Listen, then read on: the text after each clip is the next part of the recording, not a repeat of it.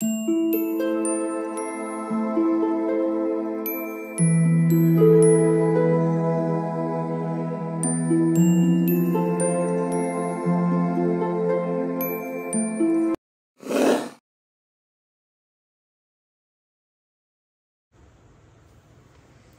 All of you, welcome back to my channel. मैं आज आप लोगों के लिए लेकर आ चुकी हूँ एक कैंडल वैक्स रीडिंग, जिसका टॉपिक रहने वाला है कि वह आपको लेकर क्या सोच रहे हैं या वह आपके लिए इस वक्त क्या सोच रहे हैं। आपके जो पर्सन है व्यूअर्स, वो इस वक्त आपके लिए क्या सोच रहे हैं, क्या फील कर रहे हैं, हम ये जानने की कोशिश करेंगे। रीडिंग जनरल है, कलेक्टिव है और पूरी तरह से इंट्यूटिव है, क्योंकि ये कैंडल वैक्स रीडिंग है। और candle wax reading more than 90% या मैं तो कहूँगी 99% इंट्यूटिव रीडिंग ही है। इसमें जो भी कुछ मैं बता पाऊंगी अपनी इंट्यूशन के थ्रू बता पाऊंगी। हो सकता है कि आपकी सिचुएशन के साथ एक्यूरेटली रेजोनेट करे, हो सकता है कुछ परसेंट रेजोनेट करे, हो सकता है बिल्कुल ना रेजोनेट करे। तो ओपन माइंडेड होकर सुनिएगा और ज़बरदस्ती अपने आप को रीडिंग में फिट इन करने की कोशिश मत कीजिएगा। जितना आपके साथ रेजोनेट होता है उतना ही एक्सेप्ट कीजिए and leave the rest, okay. तो क्योंकि ये एक इंट्यूटिव रीडिंग है और अगर आप इस वीडियो तक पहुंचे हैं तो डेफिनेटली इसमें आपके लिए कोई ना कोई मैसेज ज़रूर है। तो here we have the matchbox. चलिए रीडिंग शुरू करते हैं।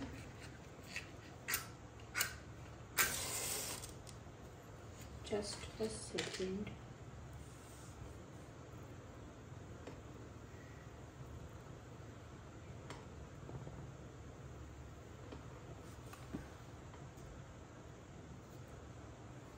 सो लेट्स स्टार्ट द रीडिंग और देखते हैं कि वो आपको लेकर क्या सोच रहे हैं या आपके बारे में क्या सोच रहे हैं।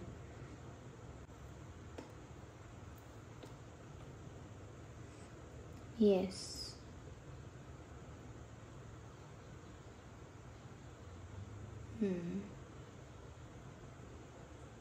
वो आपके बारे में क्या सोच रहे हैं।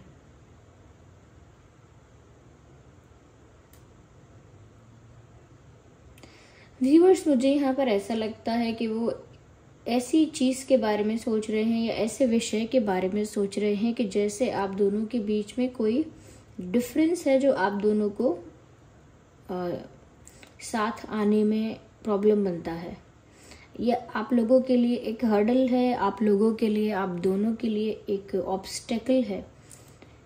तो कोई डिफरेंस ऐसा है जैसे अलग अलग कास्ट है या अलग अलग रिलीजन है या अलग अलग कल्चर है या एज डिफरेंस भी हो सकता है या किसी और तरह का फाइनेंशियल स्टेटस का भी डिफरेंस हो सकता है। पर ऐसा लगता है कि कुछ ऐसा डिफरेंस है आप दोनों के बीच जो आप दोनों को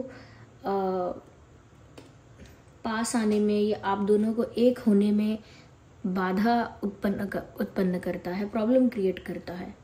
तो वो उन्हीं डिफरेंसेस के बारे में ज़रूर सोच रहे हैं कि क्या है ये डिफरेंसेस। कहीं ना कहीं मुझे ऐसा लग रहा है कि ये जो इंसान है ना व्यूअर्स, ये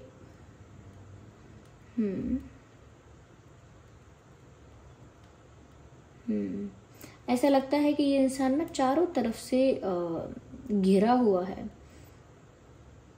यस, हो सकता है व्यूअर्स के किसी सिचुएशन में स्टक हो गए हैं, इसीलिए ऐसा लगता है कि ये इंसान चारों ओर से घिरा हुआ है, किसी परिस्थिति में फंसे हुए हैं, ये ऐसा लग रहा है। और मुझे क्वेश्चन मार्क नज़र आ रहा है, बड़ा सा क्वेश्चन मार्क। तो हो सकता है इसका मतलब कि अब इनके मन में कई सारे प्रश्न आ रहे हैं जिसका जवाब इनके पास नहीं है। There are lot of questions in their mind. उनके दिल दिमाग में बहुत सारे सवाल हैं, प्रश्न हैं, उनका पता नहीं है कि क्या जवाब है। कंफ्यूजन भी बहुत है, ऐसा कह सकते हैं, क्योंकि वो स्टक हो गए हैं और क्योंकि यहाँ पर डिफरेंसेस भी हैं। तो ये इंसान ना बहुत कंफ्यूज हो रहे हैं कि ऐसे वक्त में या ऐसी सिचुएशन में इन्हें क्या करना चाहिए। सो they are getting confused.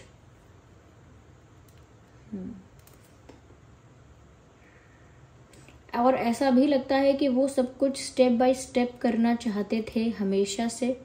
They wanted to do everything step by step, लेकिन कुछ भी स्टेप बाय स्टेप हो नहीं पाया।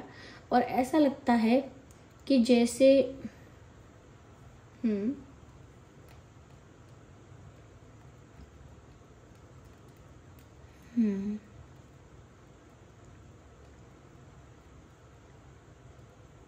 जैसे कोई मिस्टेक रिपीट हुई, जैसे कोई गलती दोबारा की, ओके। जैसे कोई मिस्टेक हुई थी पहले, अगर वो अनजाने में हुई थी तो वो मिस्टेक रिपीट हो गई है, या नेचुरली अपने आप कोई गलती ऐसी थी जो वापस रिपीट हुई है इनसे, एक ही गलती को बार बार करना, ऐसा हुआ हो सकता है यहाँ पे।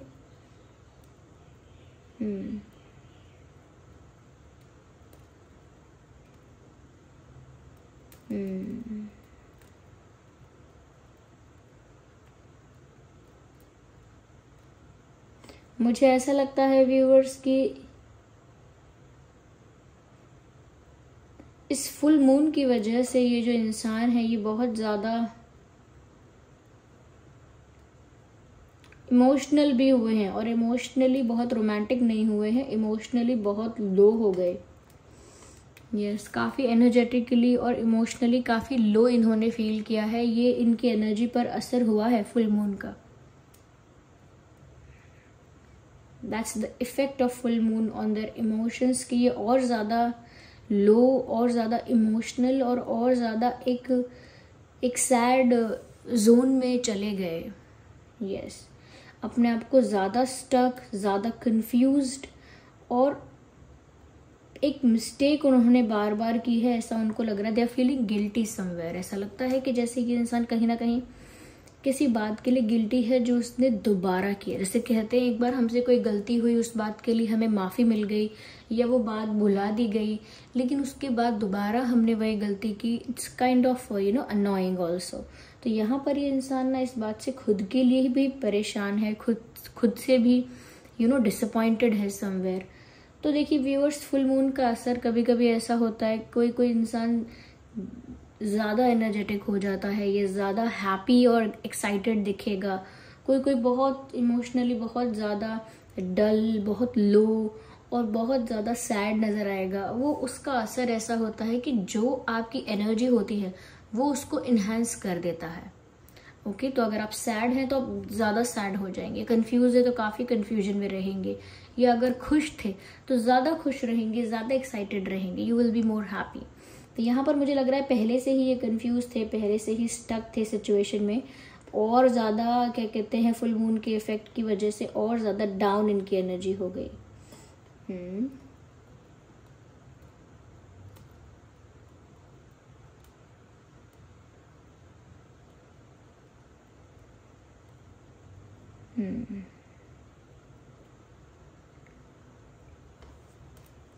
मुझे ऐसा भी लगता है व्यूअर्स कि ये इंसान ऐसा सोच रहे हैं कि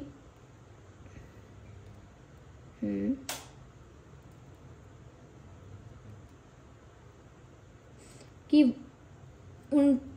उनका आपके साथ जो अटैचमेंट है वो बहुत स्ट्रांग है। इस इंसान का ना आपके साथ अटैचमेंट बहुत ज़्यादा है, कोई भी है ये, एक इनविजिबल कॉर्ड कनेक्टेड है आपके साथ, यानी दिखता नहीं है पर ऐसा लगता है जैसे आप दोनों एक ही धागे से जुड़े हुए हैं, कनेक्टेड हैं, दोनों अटैच हैं।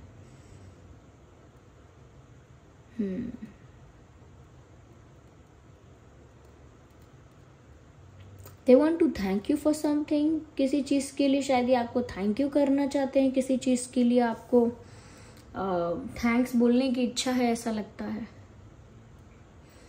क्या किया है आपने ऐसा जिस वजह से ये इंसान आपको थैंक यू बोलना चाहते हैं या चाहती हैं? हो सकता है रिसेंटली इन्होंने ट्रैवल किया है कहीं, क्योंकि मुझे यहाँ पर व्हील्स नज़र आ रहे हैं, तो हो सकता है कहीं ट्रैवल किया है रिसेंटली इन्होंने, या अभी करंटली ट्रैवल कर रहे हैं, या ट्रैवल करने वाले हैं, या इनकी बहुत इच्छा है व्यूअर्स कि आपके साथ ट्रैवल करें, आपके साथ कहीं बाहर जाएं, कहीं कुछ विजिट करने, कुछ वेकेशन पे, या कुछ टाइम अलग आपके साथ स्पेंड करने। So they want to travel with you. ये व्यूअर्स ये भी हो सकते हैं कि कहीं ना कहीं किस्मत जो है वो फेवर में अभी नहीं है, but it will be in favour soon. ऐसा लगता है कि जो इनकी डेस्टिनी में जो चीज़ें हो रही हैं वो अभी इनके फेवर में नहीं है, इनकी किस्मत अभी इनका इतना साथ नहीं दे रही है, बट इन फ्यूचर चीज़ें चेंज होंगी। ये व्हील ऑफ फॉर्च्यून जो है वो इनके फेवर में, यानी कि आप दोनों के फेवर में ज़रूर टर्न होगा।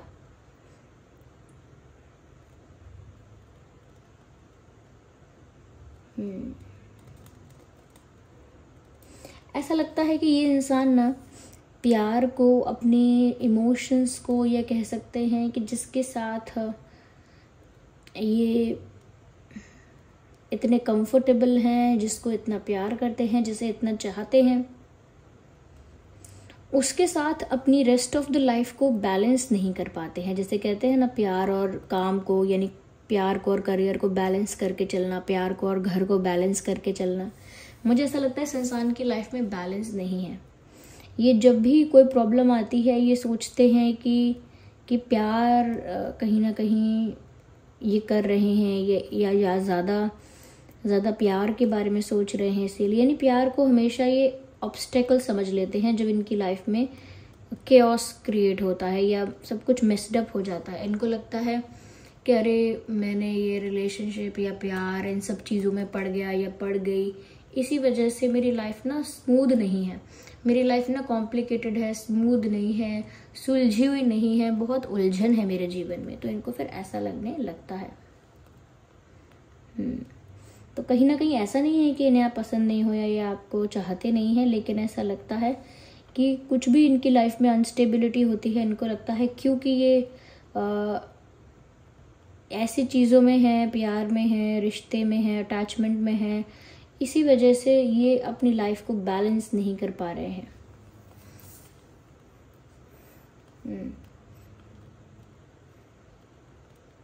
मुझे यहाँ ऐसा भी लगता है व्यूअर्स कि जैसे ये इंसान चश्मे पहनते हैं, या तो आप चश्मे पहनते हो, आप दोनों में से कोई चश्मे पहनता है, ऐसा लगता है मुझे।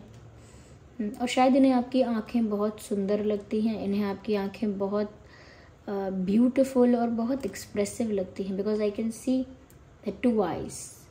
तो इन्हें शायद आपकी आंखें बहुत अच्छी लगती हैं व्यूअर्स, ऐसा हो सकता है।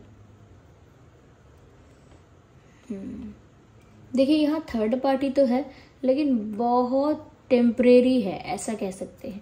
थर्ड पार्टी तो है इस सिचुएशन में और करंटली ऐसा लगता है, लेकिन बहुत टेम्परेरी, बिल्कुल ना के बराबर है। वो मैं इसीलिए कह रही हूँ क्योंकि उसका उस थर्ड पार्टी का होना ना होना इतना मैटर नहीं करता, पर जितना आपके पर्सन स्टक हैं, जितना वो कंफ्यूज हो रहे हैं, जितना ज़्यादा वो डिसअपॉइंटेड और सैड फील कर रहे हैं, वो ज़्यादा मैटर करता है कि वो इतना ज़्यादा अफेक्ट हो रहे हैं। थर्ड पार्टी इतनी ज़्यादा स्ट्रांग नहीं है कि वो चीज़ों को बड़े लेवल पर अफेक्ट कर पाए। It is your persons mentality and their energy.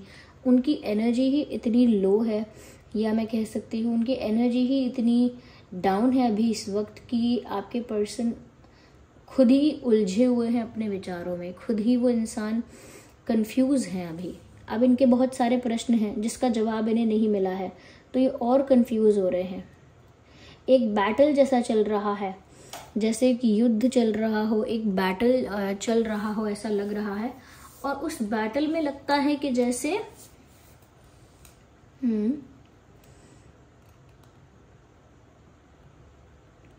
जैसे उनको बस जीतना है या ये टफ फाइट देनी है। मुझे लगता है ये बैटल इनके दिमाग से ही है। कहीं ना कहीं ये इंसान आपको चाहते भी बहुत हैं, लेकिन इनकी लाइफ में काफ़ी सारा कुछ है, और भी चीज़ें हैं। ओके, थर्ड पार्टी भी है, और भी चीज़ें हैं इनकी लाइफ में। इनकी लाइफ ना मेस्ड अप हो रखी है, केओस बहुत है इनकी लाइफ में, मैं ऐसा कह सकती हूँ। कहीं ना कहीं थर्ड पार्टी इतनी ज़्यादा स्ट्रांग नहीं है, लेकिन ये ज़्यादा अफेक्टेड है, मुझे ऐसा लगता है। थर्ड पार्टी कोई भी हो सकता है, third party person, friend, past person, या कोई या फिर करियर भी हो सकता है, तो कोई भी हो सकता है थर्ड पार्टी वो, लेकिन इतना स्ट्रांग नहीं है। बहुत टेम्परेरी पीरियड के लिए हो सकता है, बहुत जल्दी इनकी लाइफ से रिलीज भी हो जाए थर्ड पार्टी, ऐसा भी हो सकता है। लेकिन ये इंसान अपनी ही बातों में, अपने ही सवालों में कंफ्यूज है, अपनी ही मिस्टेक्स पर बार बार सैड हो रहे हैं, डिसअपॉइंट हो रहे हैं। कहीं ना कहीं इनकी लाइफ में कुछ अनस्टेबल होता है तो भी सोचते हैं अरे मैं प्यार व्यार की चीज़ों में हूँ, इसीलिए ऐसा होता है, इसीलिए मेरी लाइफ स्मूथ नहीं है। तो ये इंसान ना जानता नहीं है कि इन्हें चाहिए क्या। They don't know what they want. इन्हें ये नहीं पता कि इन्हें खुद से चाहिए क्या, इन्हें खुद के जीवन से आशा क्या है, एक्सपेक्टेशन क्या है। They don't even know that.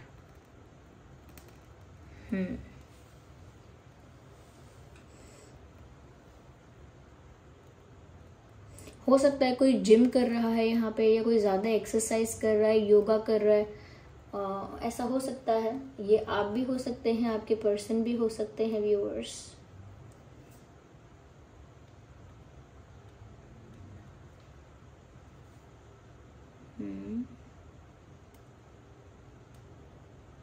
कुछ अल्फ़ाबेट्स जो मुझे यहाँ समझ में आ रहे हैं मैं बताती हूँ। CHIFUL,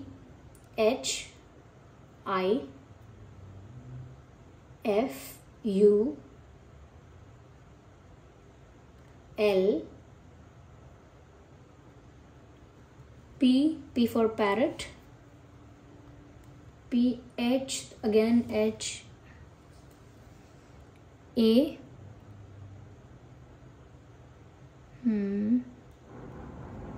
S, यस, ये कुछ अल्फ़ाबेट्स हैं जो मुझे यहाँ नज़र आ रहे हैं। हो सकता है ये अल्फ़ाबेट्स आपके नाम में या उनके नाम में हो। ओके, ये आप दोनों के नाम में हो, ऐसा भी हो सकता है। तो ये देखिए व्यूअर्स, इनकी एनर्जी जो निकल कर आई है ना, वो एनर्जी ऐसी है कि ये इंसान कंफ्यूज ज़्यादा है, स्टक ज़्यादा है। कहीं ना कहीं फुल मून इफेक्ट है इनकी एनर्जी पर, जिस वजह से इनकी एनर्जी ज़्यादा लो है और कहीं ना कहीं ये ज़्यादा एक सैड जोन में चले गए हैं।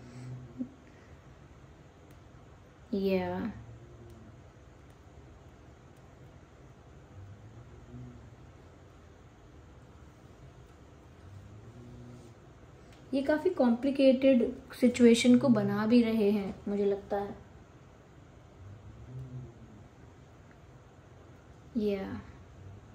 जस्ट अ सेकेंड, ओके, क्योंकि मुझे यही मैसेजेस मिल रहे थे, that's why I stopped it.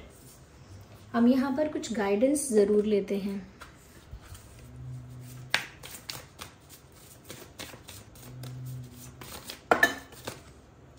ये कार्ड यहाँ पॉप आउट हुआ है अनफोल्ड होके, इन द नियर फ्यूचर। तो मैंने अभी कहा भी था कि किस्मत चाहे अभी फेवर में ना हो, लेकिन ऐसा लगता है आगे आने वाले समय में ये ज़रूर फेवर में होगी। Things will change, okay, in the near future, और वो भी बहुत ही जल्दी ऐसा होगा। ओके, तो चीज़ें चेंज होंगी, देयर विल बी चेंज आने वाले समय में। ऐसा लगता है बदलाव आ रहा है। There the candle on my hand.